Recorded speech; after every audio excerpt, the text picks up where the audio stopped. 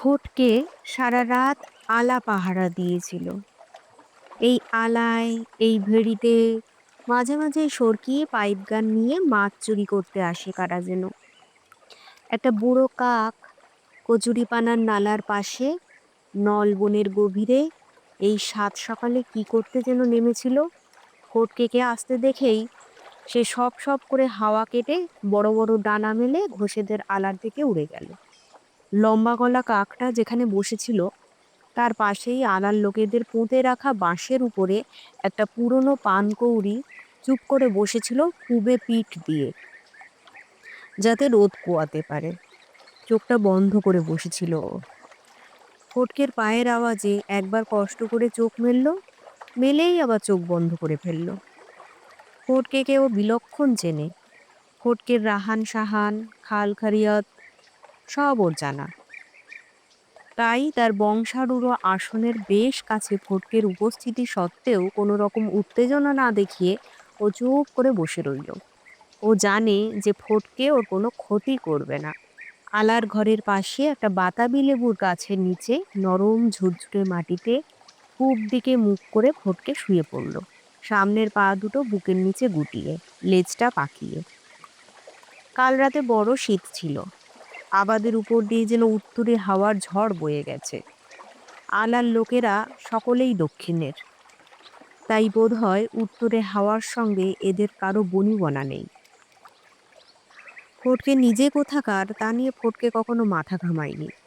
ফটকে এখানের, এই মাটির, এই জলের। ফটকের বলবার মতো কোনো জন্ম বৃত্তান্ত নেই। বাবুদের আলার মদ্দা কুকুরের সঙ্গে ঘোষেদের আলার ছিপছিপে ছাইরঙা মাদি কুকুরের দেখা হয়ে গেছিল এক কার্তিক মাসের শুনশান দুপুরে, মাছ পাহারা দেওয়া ঘরের নিচে। তারপর ফটকের আবির্ভাব। এই ভেড়ি আর আবাদ, এই আলা, এই হোগলা, নল, কচুরিপানা, এই ঢোড়া সাপ, পানকৌড়ি, কাম পাখির গায়ের গন্ধ তাই মাখামাখি হয়ে আছে ফটকের গায়ে। মাঝে মাঝে ফটকের মনে হয় ওর গায়ে লোম না থেকে আঁশ থাকা উচিত ছিল, তাহলে ও জলের তলায় চলে গিয়ে ফাতনা নেড়ে নেড়ে পানায় গুঁতো মেরে মেরে ঠুকরে খেয়ে বেঁচে থাকতো নিজের স্বাধীনতায়। কিন্তু ফটকেকে এ জন্মে নিজের খাবারের জন্য চিরদিনই পরের উপর নির্ভর করতে হয়েছে। পরের এটো খেয়েই সে বড় হয়ে উঠেছে। যতদিন বেঁচে থাকবে খেতে হবে। মাঝে মাঝে ফটকের বড় খারাপ লাগে, বুকের মধ্যেটা কেমন কেমন করে। কিন্তু ফটকে কি করবে? ফটকে কি বা করতে পারে?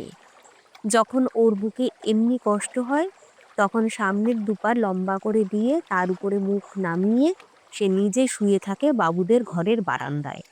মাঝে মাঝে তার বুক থেকে জোর দীর্ঘশ্বাস বেরোয়।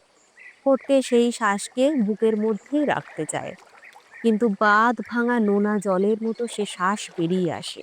নাকের সামনে থেকে একটু ধুলো উড়ে যায়, শুধু দুটো মাছি উড়ে যায়।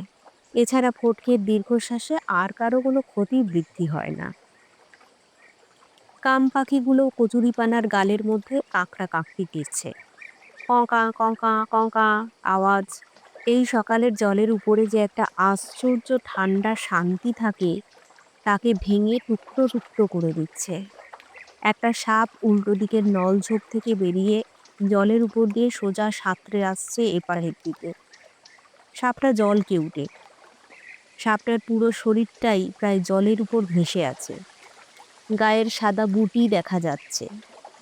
সাপের মাথাটা নিস্তরঙ্গ আয়নার মতো জলের ক্যানভাসকে ছুরির ফলার মতো কেটে দুভাগ করে দিচ্ছে। জলের মধ্যে একটা মস্ত বড় ত্রিকোণ জেগে উঠেছে খুদে ঢেউয়ের, আর সেই ত্রিকোণের সামনে তীরের ফলার মতো সাপের মুখটা এগিয়ে আসছে। ফটকে চোখ মেলে দেখলো একবার, তারপর সূর্যকে মনে মনে গালাগাল করলো এখনো ওঠেনি বলে। আলার বাবুদের যে রান্না বান্না করে সে লোকটা হাঁসের ঘর খুলে দিল। হাঁসগুলো মোটা গোলগাল কোমর দুলিয়ে প্যাঁক প্যাঁক করতে করতে জলের দিকে দৌড়ে চলল, কমলা ঠোঁট আর কমলা রঙা পা ফেলে। 4টে বাচ্চা দিয়েছে হাসিরা, গোলগাল তুলতুলে উলের বলের মতো হলুদ আর নরম। ফটকের মাঝে মাঝে ভারী লোভ হয় যে গোটা 2 বাচ্চা এক ঝটকায় ধরে মুখে করে নিয়ে গিয়ে ভর দুপুরে হোগলার ছায়ায় বসে খায়, কিন্তু সাহস হয় না ফটকের। সারাদিন না খেয়ে থাকলেও সাহস হয় না। কারণ ঘরের মধ্যে বেত আছে, লাঠি আছে, সড়কি আছে। হাঁসের বাচ্চা খাওয়ার যে আনন্দ, তার সবটাই মাটি হবে। বলা যায় না, বাবুরা শুনতে পেলে হয়তো তাকে গাড়ির পেছনে করে নিয়ে কোনো না কোনো ভিন দেশে ছেড়ে দেবে। এখানে তবু তো ফটকে বেঁচে আছে, সেখানে গেলে হয়তো মরেই যাবে। শুয়ে শুয়ে ফটকে ভাবছিল যে কয়েক বছর আগে এখানে কি সব হয়েছিল। অনেক লোক একসঙ্গে এসে বাবুদের ঘর পুড়িয়ে দিয়েছিল, বাগানের সব ফুল ছিঁড়ে ফেলেছিল, গরুগুলো খুলে নিয়ে গেছিল নৌকাগুলো, ভেড়ির সব মাছ ধরে ফেলেছিল ২-৩ দিনের মধ্যে। অত মাছ কেউ খেতে পারেনি। অত অল্প সময়ের মধ্যে কোথাওই বিক্রি হয়নি। মাছের পাহাড় পচে গিয়েছিল চতুর্দিকে। চিলেরা খুব খেয়েছিল, ফটকেও খুব খেয়েছিল ২ দিন। ফটকের গায়ে তখন মাছের গন্ধ হয়ে গিয়েছিল। মাইলের পর মাইল জুড়ে পচা মাছের গন্ধ ভেসেছিল হাওয়ায়। ফটকের খুব মনে পড়ে সে সময়ের কথা। ফটকের তখন মনে হয়েছিল যে এ লোকগুলো ভালো, এরা ফটকের বাবুদের মতো না। ফটকেকে অনেক খাইয়েছিল লোকগুলো ২ দিন। কিন্তু ২ দিন পরই লোকগুলো বাবুদের মতো হয়ে গেছিল। সব ভালোবাসা উবে গেছিল। ফটকে কাছে গেলেই ক্যাঁক করে লাথি মারতো তারা। তাদের খাওয়ার সময় কাছে ঘুরঘুর করলেই জুতো ছুঁড়ে মারত। ফটকের তখন খুব মনে হয়েছিল এই বাদার আগের বাবুরা আর পরের বাবুরা সকলেই সমান। ওই ঘরে এলেই, ওই তক্তপোষে বসলেই সবাই একরকম হয়ে যায়। ফটকের কথা বা ফটকেদের কথা এই বাবুরা কি ওই বাবুরা কেউই ভাবে না, ভাবেনি কোনো দিন, হয়তো ভাববেও না।